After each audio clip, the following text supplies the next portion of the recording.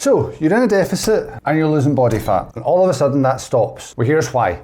We're in a calorie deficit. We've got all these extra calories represented by the empty part of the glass, and that's what's burning fat. Everything's going well. We're losing weight, we're feeling healthier, dress sizes, loops in the belt, all that sort of stuff, all go in the right direction. We feel great. We get a few months into it, and all of a sudden, things have started to slow because all of a sudden, we've lost some weight, we've got a little bit smaller, there's not as much of us there, and that difference between our calorie intake and our calorie requirement has dropped. But we're still losing weight and everything's fine, and that's going okay. But then again, we lose that little bit of extra weight and all of a sudden everything starts to stagnate. And that's because our calorie intake and our current calorie deficit that we were in, what we'd set everything to, is no longer a deficit, it's a maintenance. There's two ways we can get around that. We can either increase movement or we can increase the calorie deficit again, so eat less food. And either of them will start us burning fat again. So it's as simple as that. The loss of fat is dictated by the amount of calories that we are in a deficit. If we're in a big deficit, we'll lose more fat. As that becomes a smaller deficit, we'll lose less fat. And as that deficit disappears, we'll stop losing fat. If you want more no BS fitness and health advice like this, drop me a follow.